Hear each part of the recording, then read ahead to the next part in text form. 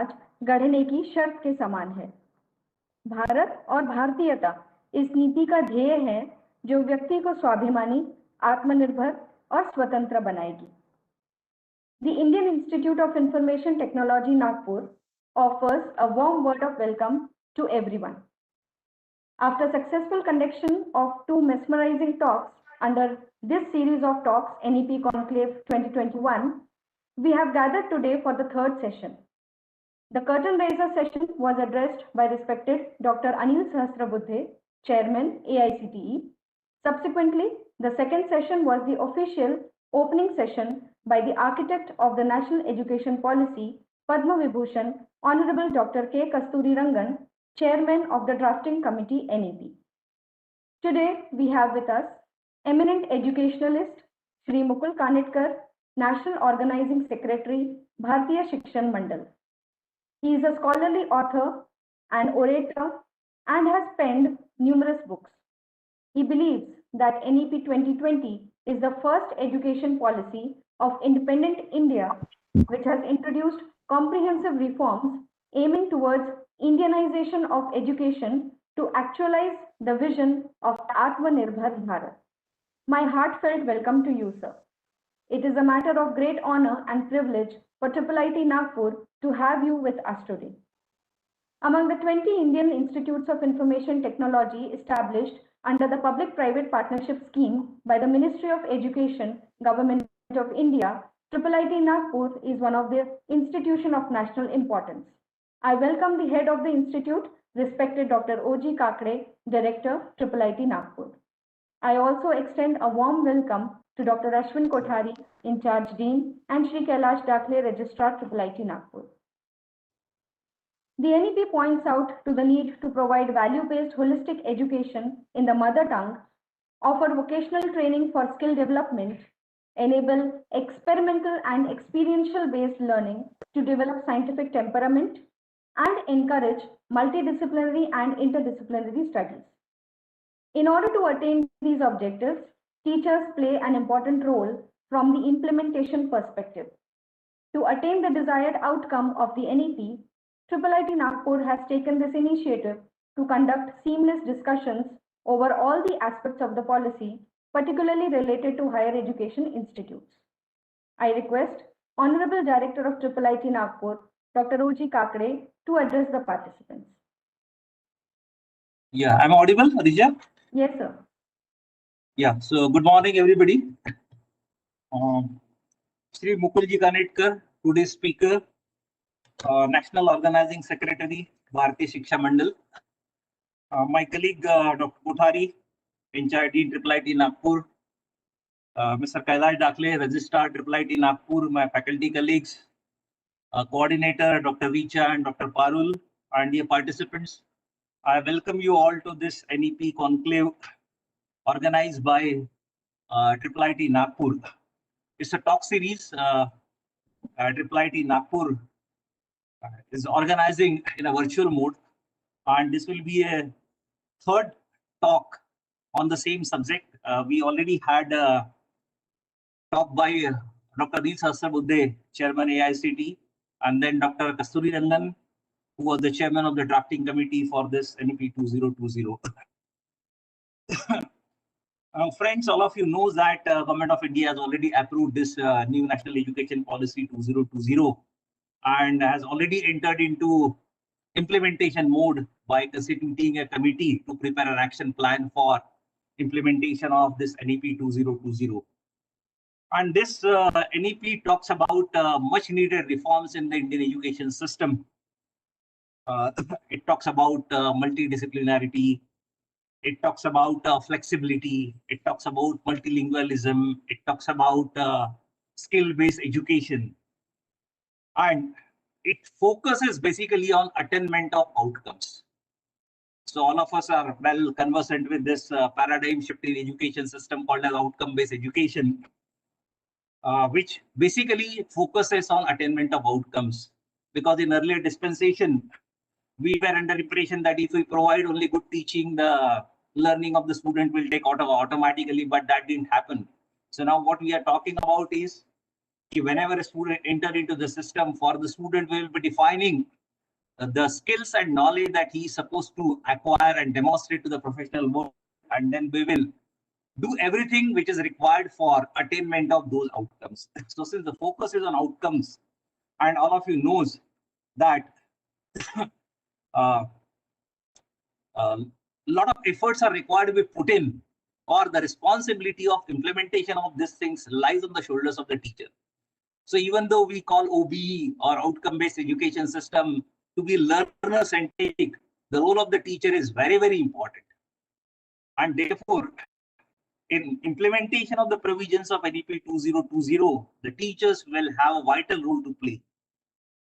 So the first two speakers talks about the provisions, the implementation issues, the challenges, and all those things. Now today's speaker will be focusing on basically the role of the teacher, because that's I think that is the area on which he has decided to focus. So he will be discussing on or focusing on what role the teachers will have to play in implementing the provisions of NEP 2020, so that our country will start witnessing the impact of the provisions of NEP 2020. And I'm sure that the session by Mr. Mukul Kanitkar will be an enlightening session for all my colleagues, and it will definitely equip them to take up the implementation of NEP 2020 successfully. Thank you very much. Thank you, sir. I now take this opportunity to invite In Charge Dean, Dr. A.G. Kothari, to please introduce the speaker for today. Thank you. I hope I am audible. Yes, Yeah, sir. please. Yeah. So it's a great challenge to introduce a very well-known personality in such short span of time, but it will be by humble effort. So Shri Mukulji Kanitkar, currently National Organizing Secretary, Bharatiya Shikshan Mandal. Born in March 1969, he pursued LLB from Dr. Babasaheb Ambedkar Law College, Nagpur. He has a vast experience of working in various capacities with various organizations of repute at national and international level. Few worth mentionable are Bharatiya Shikshan Mandal since 2012 as National Organizing Secretary, and from 2016. Secretary Vivekananda International Foundation, New Delhi from 2008 to 2011. He was member Madhya Pradesh State Yoga Parishad since 2007. He has developed many training workshop modules for stress management, life management, teachers orientation, etc. And the title themselves are very elaborative and self-explanatory, like Pariksha De Haste Haste, Sarthak Awakening in Life Mission, Shikshak Swadhyay, and Abhibhavak Udbodhan, and Sanstha Chalak Paramarsh. He has conducted more than 2,350 workshops for more than 700,000 participants. He is a well-known visiting faculty for institution of repute like the Management Department of Maharaja Sayajirao University, Baroda, Gujarat, IIT Mumbai, IIT Roorkee, etc. And he especially is conducting courses on Gita and management and sustainable finance. He has conducted many international conferences, but worth mentioning around 5, and participated in around 28. So far, he has delivered more than 8,000 lectures on various important topics. He is a life work of Vivekananda Kendra Kanyakumari from 1990 to 2012. For us, he has authored many books also. Few mentionable are Pariksha De Haste Haste, Bharat Jago Vishwa Jagao, Bharat Ka Jeevan Dheya, Gade Jeevan Apna, Sangathan Gade Chalo, and Management's New Frontiers, Bharatiya Scriptures Applied in English. Parivar Bane Pathshala, Samarth Bharat Samagra Shiksha in Hindi. He has written more than 2,000 articles in various languages, including Hindi, English, and Marathi.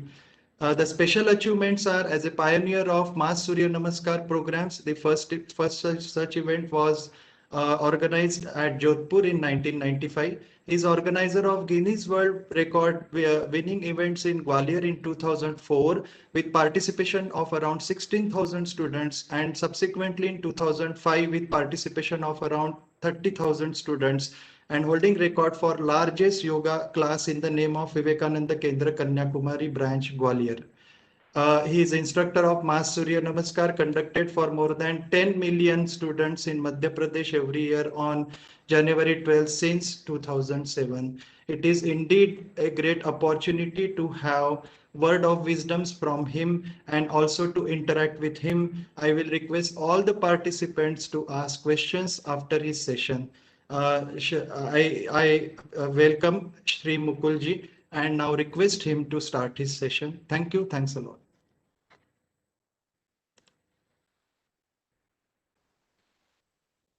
Dhanyosmi Ashwin. I will start with the theme shloka, Dheya shloka of Bharatiya Shikshan Mandal, which defines education. Tatkarmayanna bandhaya sa vidyaya vimuktaye ayasaya param karma vidyanya shilpane punam. Respected director and other dignitaries, this is the couplet from Vishnu Purana which defines how we look at education in this country for thousands of years. This couplet gives us the definition of education as education is one which liberates, preceded by definition of action. Action is one which does not bind. We are all students of science and we know that wherever there is a cause, there is an effect. The same principle of cause and effect has been philosophized by the Bharatiya Rishis into the concept of karma. Whatever actions we do, we will be bound by the results of those actions. And for a human being to lead a life with bliss, not just happiness, not just pleasures, not just joy, but infinite eternal bliss, all this multiplied into infinity becomes bliss. All joys of life, all pleasures of life, everything that we enjoy has to come to bliss. And if that has to be done, one has to be trained properly, one has to be enabled, one has to be empowered to do actions without getting bound by the results. Tat karma yan na bandhaya. That only is action which does not bind. And the Rishi says all other actions, means the actions that bind you, are fruitless, worthless labor. Ayasaya aparam karma. All other actions are worthless labor.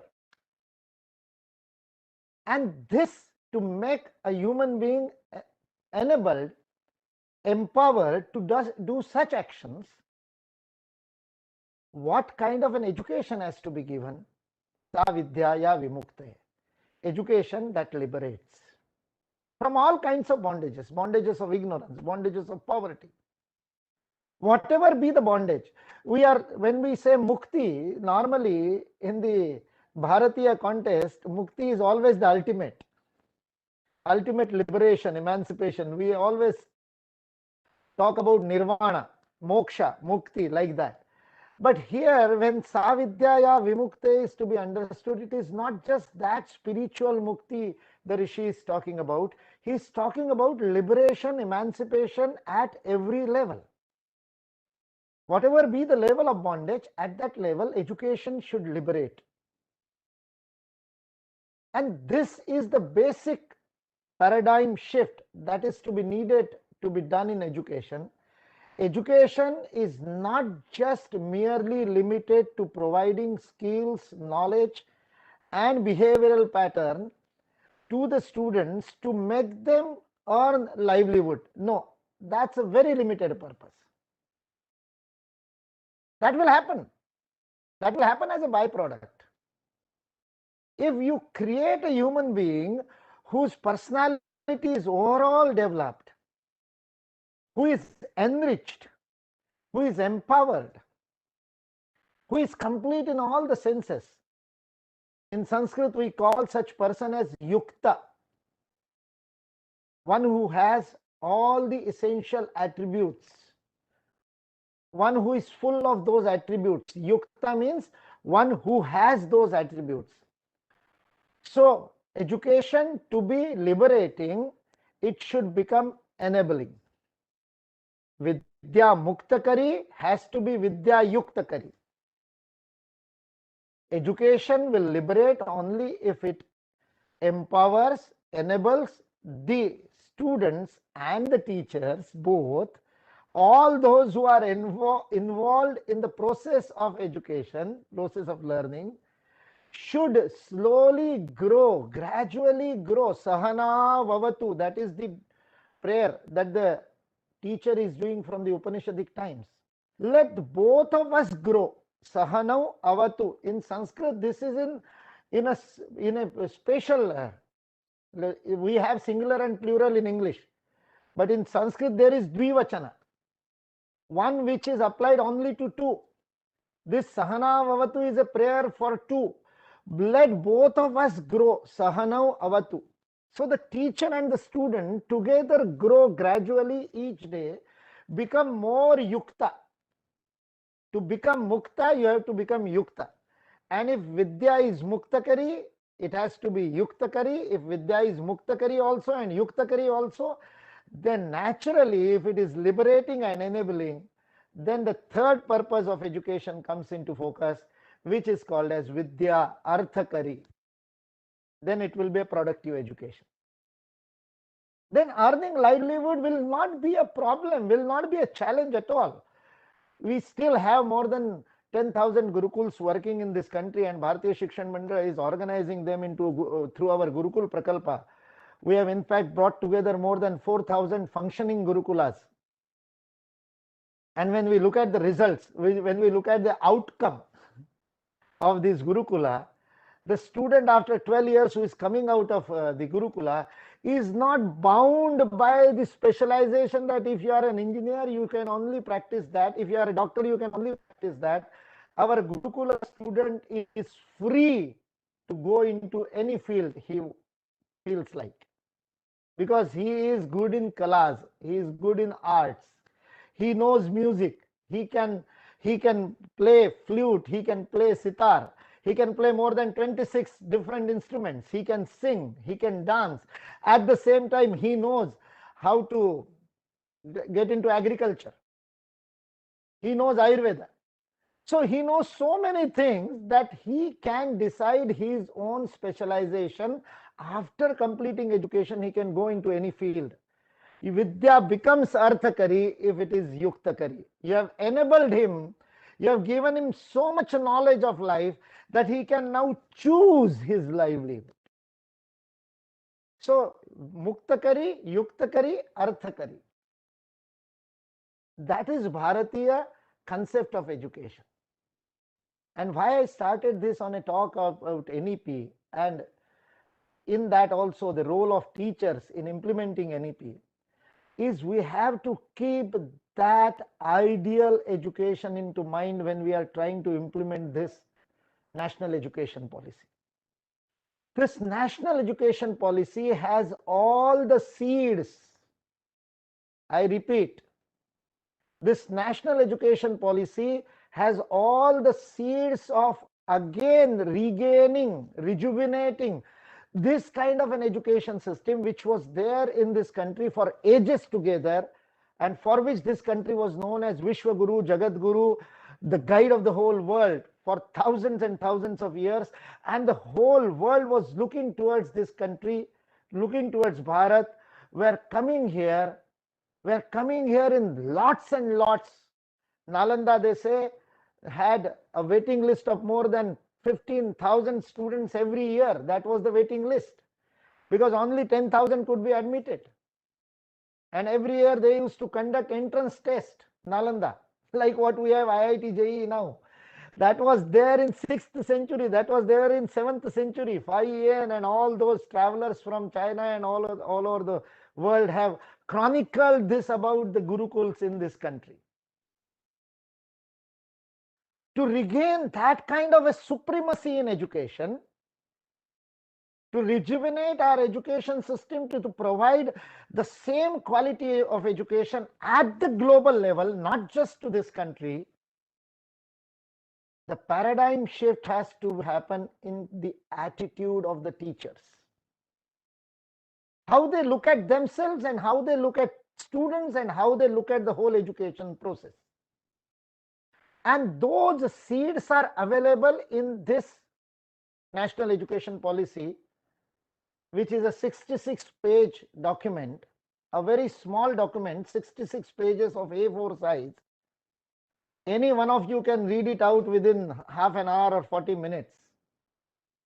I don't know if we have read it, because I read it on the first day, on which is 29th July 2020, it was declared, and in the evening I read it completely and studied each provision and came out with a draft from Bharatiya Shikshan Mandal side, where we enlisted 19 such seeds, Bij Bindu we called, 19 seeds of paradigm shift in national education policy, which can completely revamp the education system, bring it back to the original glory, with quality education provided to the masses, not just to some elite institutes, but to all the students, giving a quality education. That should be the goal of each teacher in this country. That's how we should look at the national education policy, as an opportunity to bring back that kind of an education system which will provide quality education with an access to everyone in this country. That's why the education policy, national education policy, gives a target of 100% GER for the school education. By 2030, it says, by 2030, each child born in this country will get an opportunity to be enrolled in school, 100% gross enrollment ratio, GER. That is the target this education policy sets before itself, sets before not just the government, but all those who are connected with education, directly, formally, or people like me who are informally connected to the education system. It is an opportunity as well as a challenge. So this national education policy sets before us such opportunities as well as challenges to take education to all the nook and corner of the country, to every child born, at the same time providing quality education in the language in which they understand. Even after 200 years of English domination in the governance, even after 200 years of forcibly putting English ahead of every language in this country, government, market, everybody trying to make English a supreme language, even after efforts of 200 years, only 12% in 2011 census said that they know English. Again, mark my word, I am not saying 12% know English. I am saying in 2011 census, only 12% population of this country said that we know English. 88% of the population does not know English. And we are depriving them of a knowledge, we are depriving them of higher education, we are depriving them of a chance to show their inner talent, their inner what kind of a explosive kind of a entrepreneurship they have got. We are curbing that just because we are saying that higher education cannot be provided. Technical education cannot be provided in Marathi or in Hindi or in Gujarati, Tamil, Telugu, Assamia, Bangla, Odia. Why not? Germany is spoken by much less people than people who speak Marathi, are 3 times more than the people who speak German in the world. But Germany can have complete engineering education in its own language. So does the Dutch and French and all other countries. China, Mandarin, they teach all professional education in their language. Israel, a very small country with a population of not even 1 million, and they teach their complete higher education in Hebrew, which was once thought a dead language. But now Israel has produced more patents than what this country of 135 crores could produce. Why? Because they are teaching in their own language. For 70 long years in this country, we have not been able to open up. We have not been able to loosen this bottleneck by not providing education in our own languages. Well, I will not go into the reasons, but this education policy 2020 gives us an opportunity to open up that bottleneck, to open up this field of knowledge to this 88% of the population, to bring them out of that frustration, to bring them out of that kind of a mindset in which they think, I am not able to do it because I don't know English. Now this national education policy says, okay, you know your own language, you can learn. You can learn anything. This national education policy aims at providing professional education, providing medical education, providing technical education, providing all kinds of higher education in Bharatiya languages. They have not used just mother tongue, because then we go into different kinds of arguments. They have said regional, local, mother tongue, all three languages, all three adjectives they have used. I use one for that, Bharatiya languages. Make it available. Don't make it compulsory either in English or in Marathi. Let the choice be there. Let the student have the choice. And this is a challenge for teachers. This is an opportunity for students. This is a challenge for teachers. Because as soon as we talk about higher education in Bharatiya languages, the first thing that comes to our mind, where are the textbooks? Who will translate them? And then I talk to the teachers, I say, why translate? Why not write in your mother tongue? You have been teaching your subject for 30 years, 40 years, and you know your mother tongue. You can write it in Marathi, you can write it in Hindi. H.C. Verma, the IIT Kanpur professor, has been writing physics textbooks in Hindi for last 30 years. And his book is the best for physics, for the 12th standard also, H.C. Verma. In IIT Kanpur, he has been teaching physics in Hindi for last 20 years. Now he retired last year.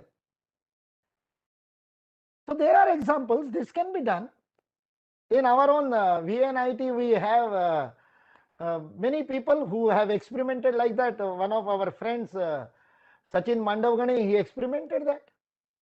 Those who are coming from the northern side, he said, I will teach you in Hindi. First year, he teaches them in Hindi. Fluid mechanics teaches in Hindi. Now, can we not write our own textbooks in our own languages? Why go for translation only? Why not think original? If the best book in C++ is from Nagpur, my namesake, Yashwant Kanitkar, is famous all over the country. Whenever I go, they ask me, Aapke kaun hai? Because I come from Nagpur, and Kanitkar, they say C++, they have read that textbook. Why can't we write in our own textbooks in our own language? So that is a challenge and opportunity both. Another very important feature of this national education policy, the kind of flexibility it provides. In higher education also, in school education also. But because all of you are of higher education, I will not go into the provisions of school education. But right from 9th standard to 12th standard, that flexibility of choice of subjects. Anil Sahasrabudhe, who started this lecture series, with one of his statements became very controversial when he said that to give the entrance exam, you need not have physics or maths in 12th. But he did not say the entrance exam will not have physics or maths. One has to know physics or maths to get into IIT or get into engineering education, because he will have to give entrance exam of IIT JEE according to the procedure by which it is taken by anybody. Whether he had the subjects officially in 9th to 12th or not does not matter. That kind of a flexibility this national education policy is giving, and that flexibility continues in the higher education. This multiple entry and multiple exit, which was one of the very important recommendations of Bharatiya Shikshan Mandal, has been accepted ad verbatim by the education policy. So there are many such provisions which give you flexibility, but it is again a challenge for the teachers, because you will have to revamp your syllabus and curriculum. If one has to have the provision, it will not be used by 100% students. It is for exceptions. But if somebody has to leave education after first year, he should be given a certificate. To have that provision, this can be done. You will have to revamp your syllabus for first 2 semesters, because not just certificate, you will have to give something worthwhile in that 1 year. If secondary, if you have to provide diploma, then those 4 semesters will have to be restructured. Now that has to be done by the teachers. That restructuring has to go in the mindset. So this flexibility, which is one of the cornerstone of this national education policy, can be implemented only by the teachers. No one else can do that. This provision of Bharatiya languages can only be done by the teachers. There are some governance issues which will be solved by the government. They have to pass laws, like they are going to have a single window regulator. That is a very great revolution in governing of the higher education, because today we have more than 17 regulators at the national level, and sometimes the regulations are contradictory also, like in case of architecture or in case of pharmacy, there were so many anomalies. But with single regulator of Higher Education Council, we will have a single window of governance. So that means the government will do. In that we may not have much role, but recommendatory role is always there, because the draft bill will come before everybody. We must read that draft and we must give our recommendations, our suggestions to improve that draft, because this kind of a regulatory system will go for next 50 years. So when it is being formulated, when it is evolving, we have an opportunity to contribute. But the more important challenge is in the provisions in which government does not want to interfere. This course curriculum and course correction in the syllabus, this government is not going to interfere. This they have left to us. Another very important paradigm shift is from creating job seekers to creating job givers. This is what in 1835 happened to our education system, that our education system was geared up, was structured by the Britishers to produce employees, not the employers. They clearly said, we will create clerks. That was their intent, and that has happened till now. Even today, everybody who graduates from our education system is in search of a job, is an employment seeker, is a job seeker, is termed as educated unemployed. But there is something called as self-employment. There is something called as entrepreneur. This country has been number 1 in GDP for more than 1500 years. And this is not what I am saying. This is what Angus Maddison says. The world famous British economist in America, who was given this task by OECD, one of the richest organization of countries, called as Organization for Economic Cooperation and Development. It is an organization of all the rich countries, earlier of only 7, now it is 17 countries which are members of OECD. This OECD in 2000, year 2000, when the millennia was changing, this OECD gave a contract to Angus Maddison to write Economic History of the World, which was published in 2004. After a lot of research, Angus Maddison wrote Economic History of the World Millennial Perspective, in which he wrote the economic history of the world for 2000 years, from 0 CE to 2000 Christian era.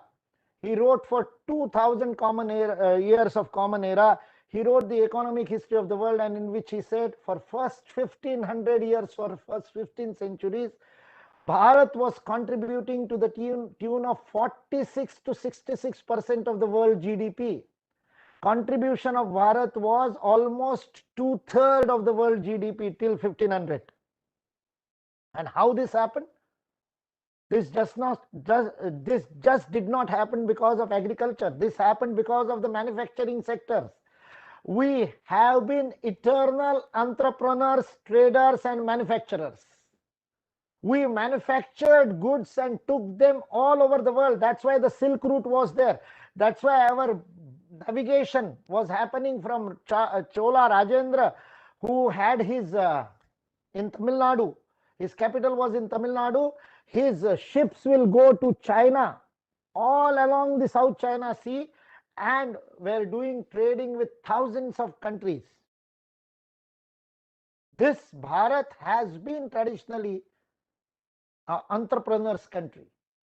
We have been entrepreneurs, but in last couple of centuries, after the Britishers took charge, our GDP contribution to the world drastically dropped down. After Nalanda was burned, after Gurukulas, our education system was burned and disintegrated into villages. Our GDP contribution fell from 46% to 23% in 19th century, beginning of the 19th century. And after 1835, it fell down to 2% during independence. In 1947, our GDP contribution was just 2%. And today, we are number 5 or number 6 GDP country in the world ranking, and a country which aspires to become a 5 trillion GDP country.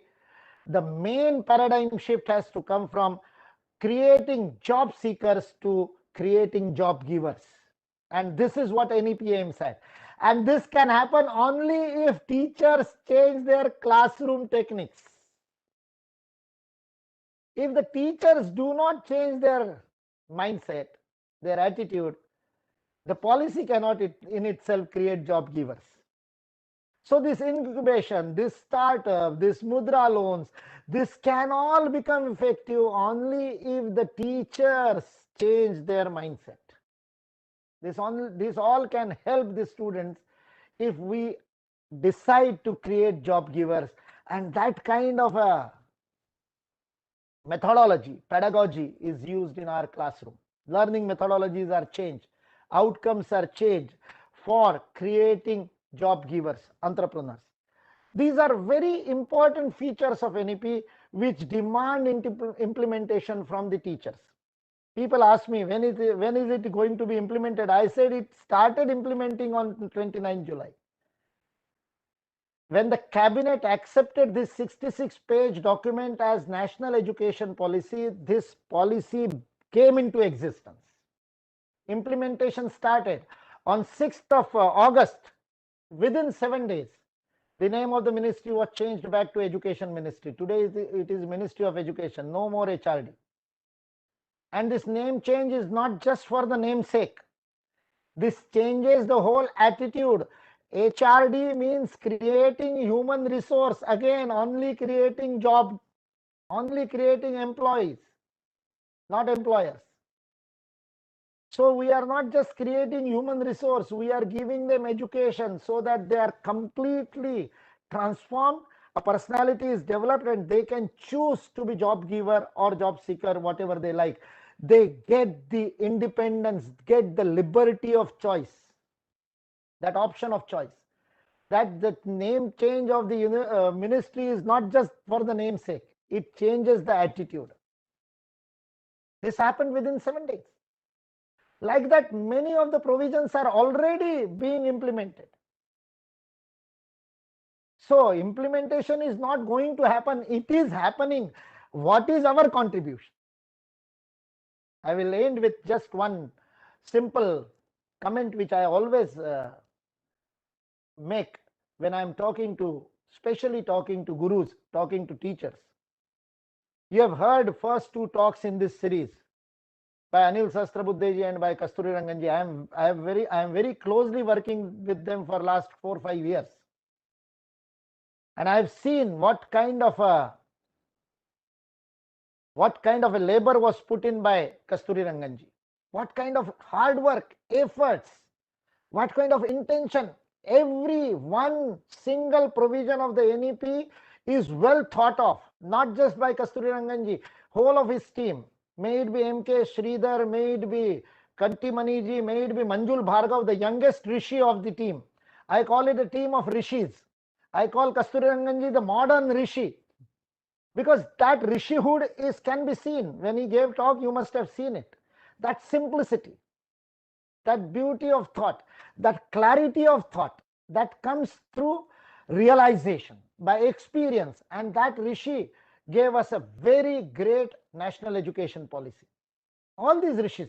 Manjul Bhargav, who got Fields Medal in mathematics, professor of Princeton University, took a sabbatical for 2 years, came here and dedicated whole of his 2 years to creating this policy document.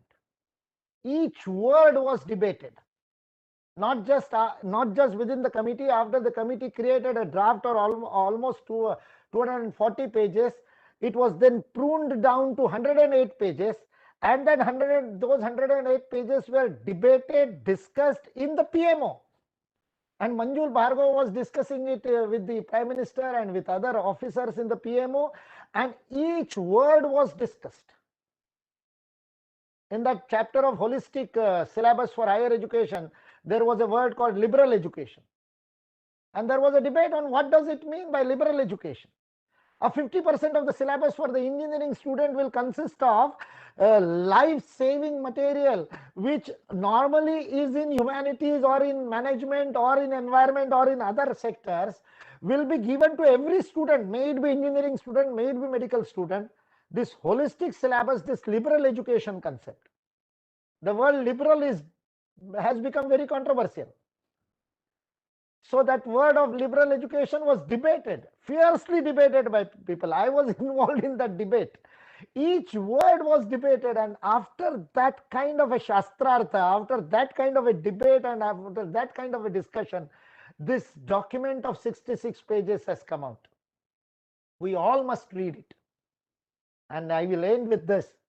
This is a policy created by rishis, aimed at creating rishis as an outcome of the education system. But for actualizing that vision and mission of this national education policy, teachers have to become rishis to implement it. Created by rishis, to create rishis has to be implemented by rishis. And for being rishis, we have to do tapa. Tapa means rigor. In academics, we call it academic rigor. Without tapa, we cannot be rishis.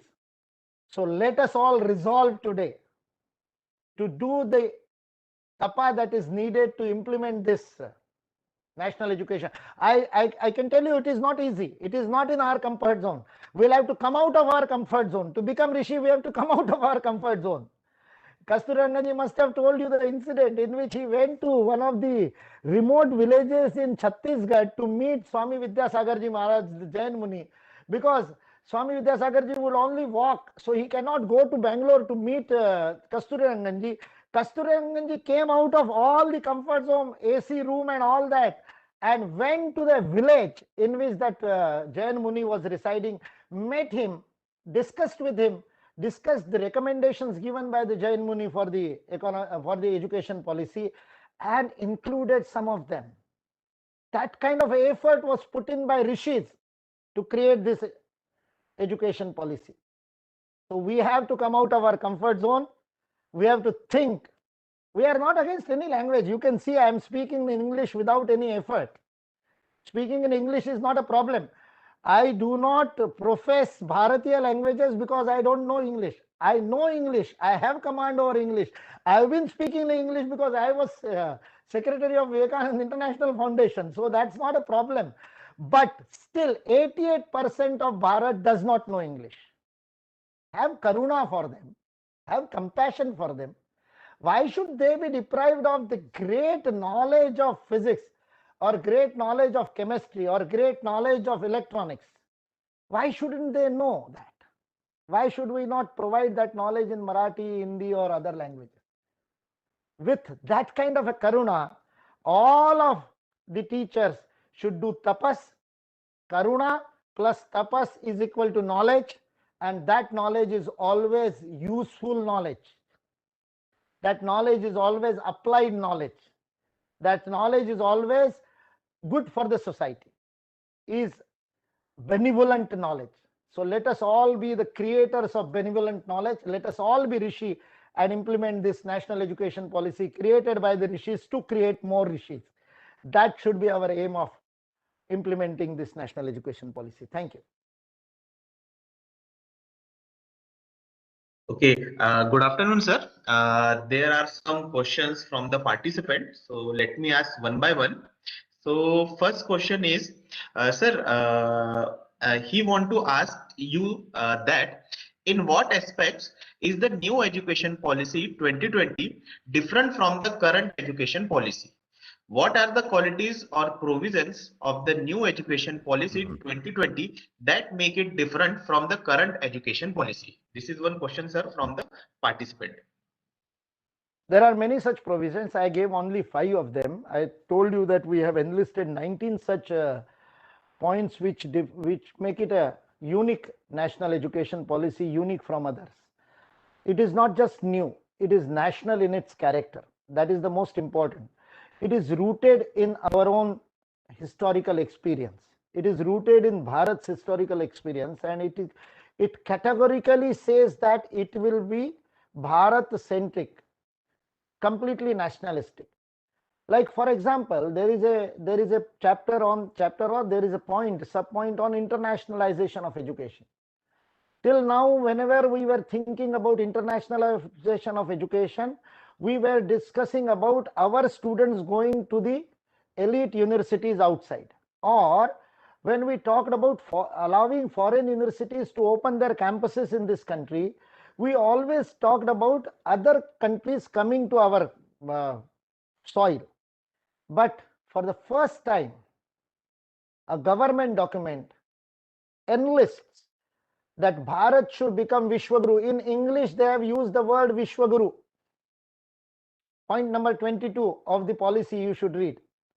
So the internationalization is aimed at making Bharat Vishwaguru, and the internationalization gives 3 provisions.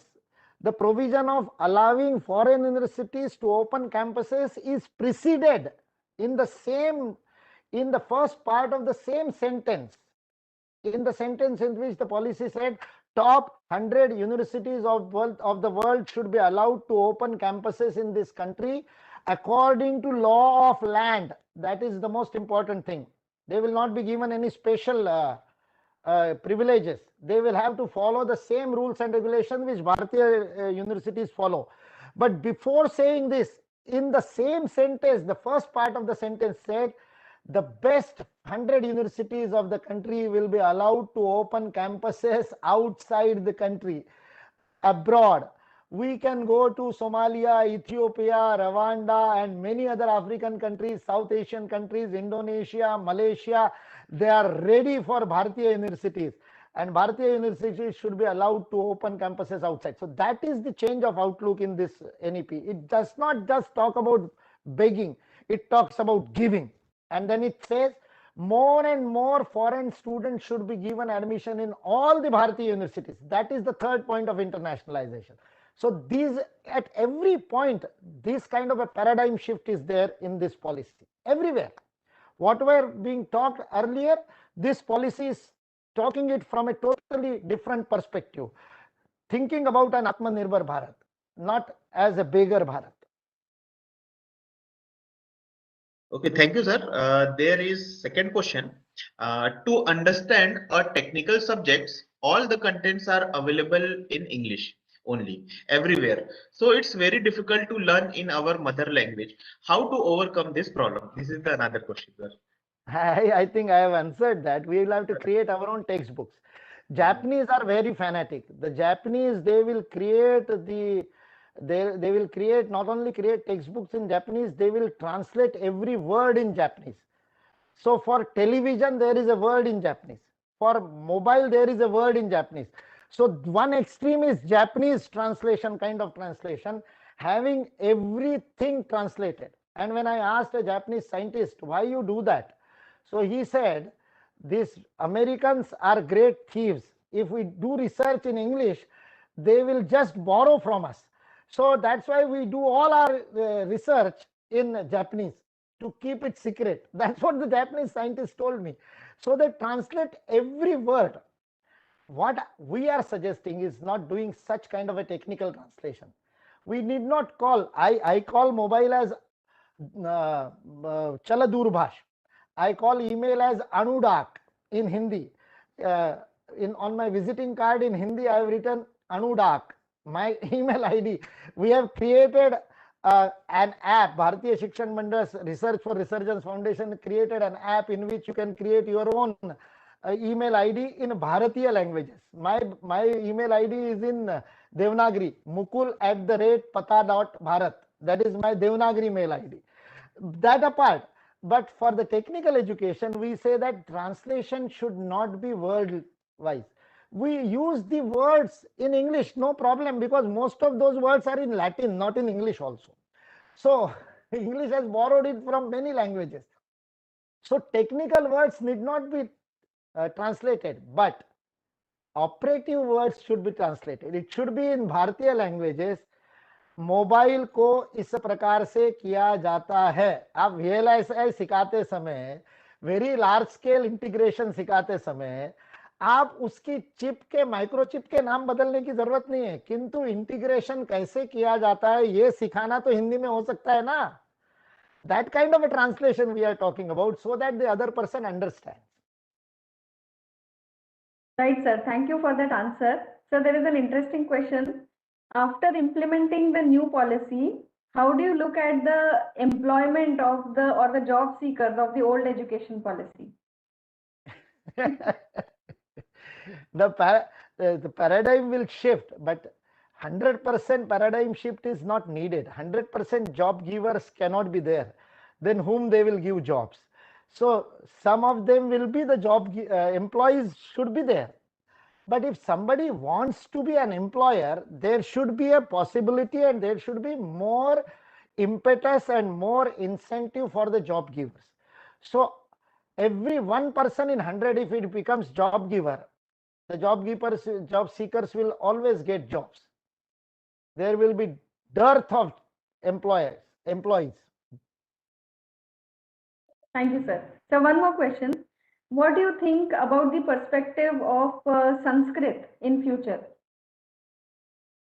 Sanskrit has a very bright future. It is being accepted everywhere. And in national education policy also, they have said from the 3rd standard itself, they should be taught spoken Sanskrit and all that. Sanskrit is the language of the future because it's the most scientific language. It is a phonetic language in which whatever we pronounce is written in the same way. It is the only language in the world in which pronunciation and the script match 100%. So in artificial intelligence and robotics, it will have great implications. Already we have groups in Bharat who have already created an operating system which is based on Sanskrit. It is called as Soil Bhumi, SOIL, Sanskrit based operating Indian language. All Indian languages will be there. So operating system has already been created in Sanskrit. So there is a lot of opportunity in Sanskrit. I will request all of you to join the spoken Sanskrit class and at least start understanding Sanskrit, if not speaking Sanskrit, because that is going to be the language of the future. Thank you, sir. So one more question from the participant. It is from the participant who has been attending all our sessions, Mr. Deepan Sharma. And the question is, how is the NEP going to address the issue of poor research and development in the country? I did not give more emphasis on that part, but this research orientation has been completely changed in the NEP if implemented properly. The document talks about it. Again, implementation is going to be very important because there are four things. One is the most important is NRF, National Research Foundation, which will be talking about the coordinating research funding and all that, and creating goals for research for all the institutions. So that kind of a mission mode approach in research will be coordinated by National Research Foundation. And we had two sittings with Vijay Raghavanji, who is the principal scientific advisor to the Prime Minister and head of NRF for now. So we talked with him about the plan of NRF, and NRF is going to change, will become a game changer in research funding in this country. So patents and all productive research, lab to land and all that will happen through NRF. And that is going to happen through NRF. And as we already know, during this budget itself, 50,000 crore rupees were allotted to NRF for next 5 years. So that is a very big impetus to research funding. But the most important is all the higher educational institutions have been asked to be classified into whether there will be research dominant institution or teaching dominant institution, or both research and teaching. That is very important aspect. Another important aspect which will change the research in higher education is the quality of research in higher education is the multidisciplinary approach towards research which this NEP gives. And they talk about MERU, creating the institutions of multi-dimensional education and research universities. That is very important, the multidisciplinary approach. Interdisciplinary, transdisciplinary and multidisciplinary approach of research will change the research from completely in the if implemented properly. I will always keep this proviso because provisions are always there in the document, but they have to be implemented, and that has to be done by all of us. Thank you, sir. Another question is, sir, can ancient technology of India be included in the curriculum? That has already been started, not just ancient technology, but the Bharatiya knowledge system, which is a very big knowledge system and which has been neglected for long.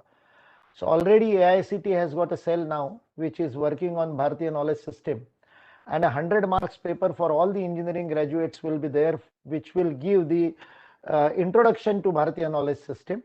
And once proper research is done, some of these can form part of the our curriculum and mainstream curriculum of engineering and other technologies.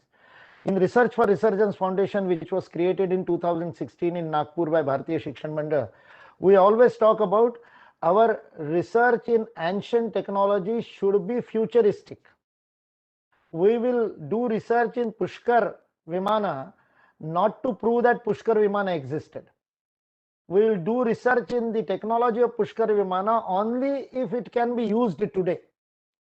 And when we did some research in that Yantra Sarvasva Vaimaniki Prakran, we got that the technology used with mercury as a fuel and the gyrometer technology to beat the gravity, which was used in Pushpak Vimana, if we can create it today, we can have eco-friendly drones for your cameras at least, and for the missiles also.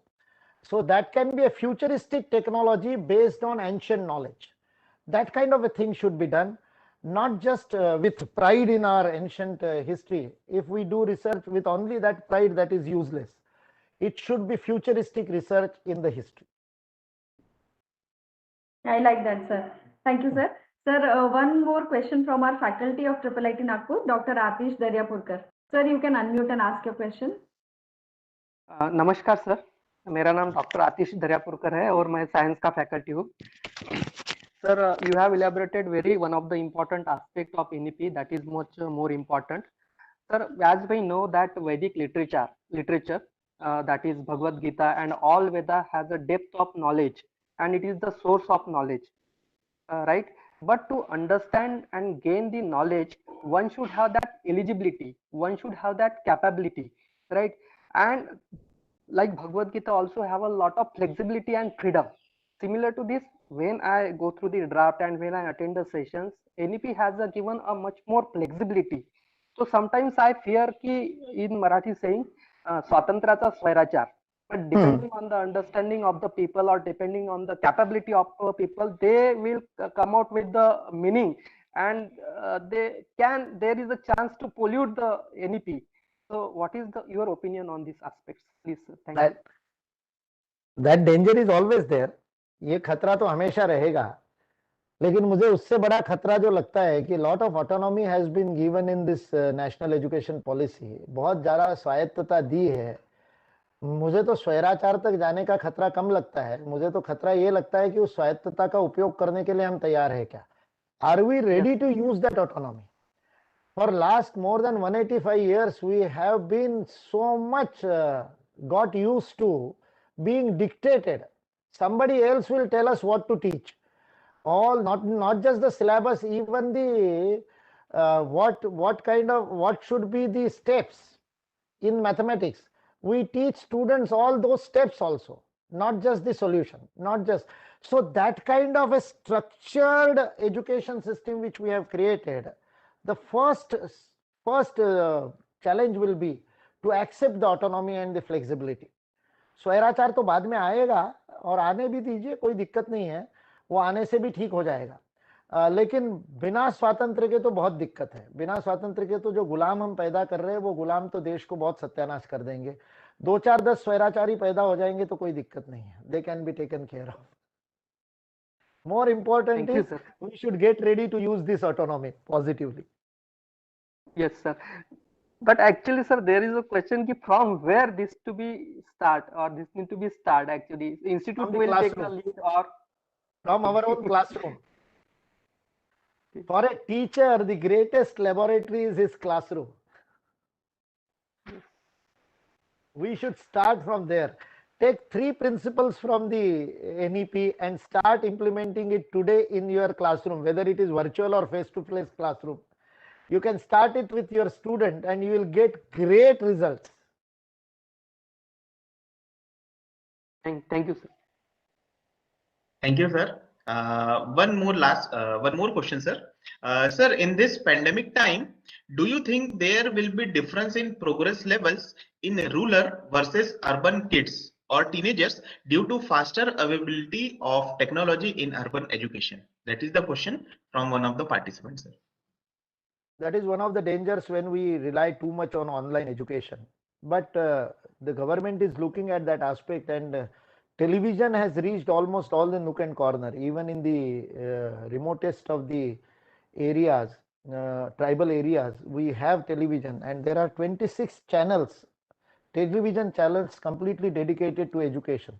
In fact, EduSat is a complete satellite system which is being used for education in this country right from 1987, but which was underused or not used at all. It is available in almost all the blocks of the country. In most of the states, it is at the block level. In Madhya Pradesh, I used it for training the teachers in Surya Namaskar. In my introduction, Ashwin Kothari told you about more than 1 crore students every year perform Surya Namaskar in Madhya Pradesh on 12th of January. वो instruction मेरी आवाज में होते हैं, आकाशवाणी से relay होते हैं, और 1 करोड़ से ज्यादा बच्चे सूर्य नमस्कार करते हैं. That happens because thousands of teachers were trained how to teach Surya Namaskar through EduSat, and that I did in 2007, 2008. Sitting in Bhopal, I taught 352 blocks, 6 teachers each from each block, Surya Namaskar on EduSat, which was available in every block in Madhya Pradesh, which in 2008 was considered one of the backward states. Maharashtra is much more pioneer, much more ahead in digital learning. So just not depending on internet, there are many other aspects, intranet aspects are there, which are available for this country, with ISRO putting on satellites every 3rd week, putting 1 satellite in the orbit. with OceanSat and all such satellites, a big, more than 100 satellites of ISRO are available there. With so much of transponder of our own being available, we should not depend on internet, but we should think about educational intranet by expanding EduSat to the mobile network. If that can be done, this gap can be bridged. And you are all technology teachers and researchers, I hope. I think you should take it as a challenge, that how to bridge this gap and give equal opportunity to the remotest student to attend the educational process. Thank you, sir. Thank you. It was a very enlightening speech from your side, sir. We are towards the end of the session now. I would request Dr. Parul Sahare to please move forward with the vote of thanks officially. Excuse me, sir. So can you give the little bit information about the Gurukula, and is that available in near Nagpur?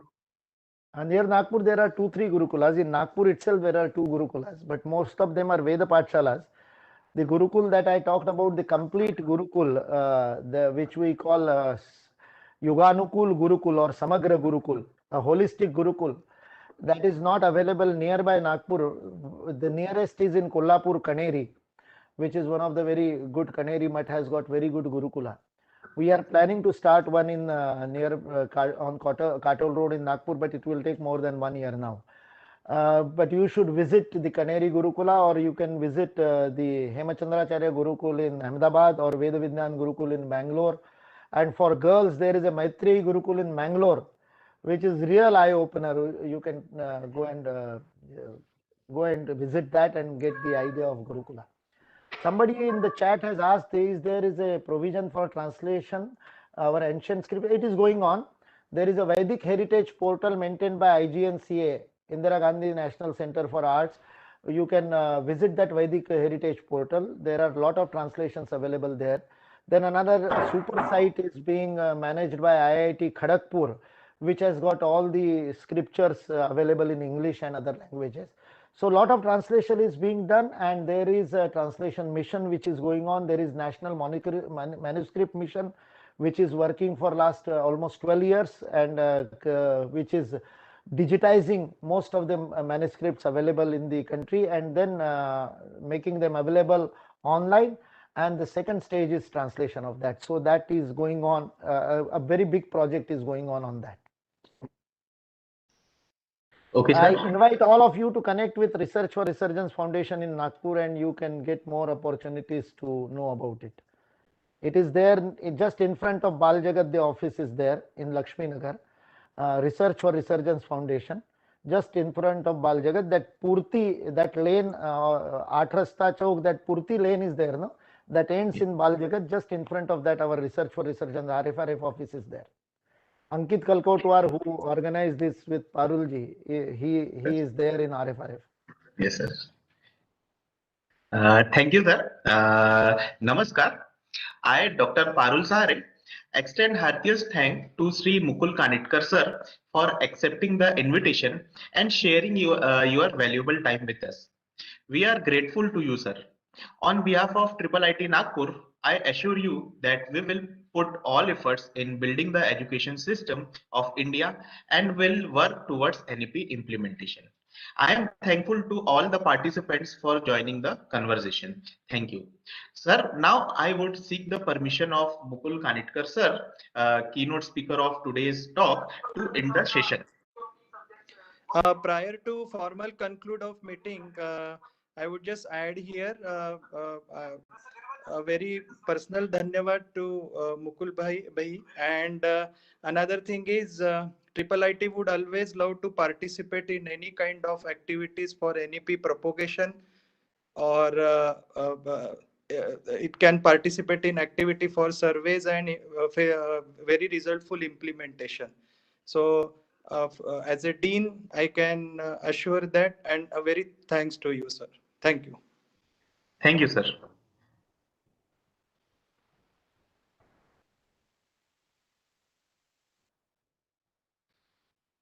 Thank you, sir. I'm thankful to all the participants for joining the session. Thank you so much for being so active for all the talks. And I'm also thankful to the technical assistant, Mr. Kundan, who has been with us for all our 3 sessions. We'll be connecting with you over our WhatsApp group or over mail for the further communication. Thank you. Namaskar.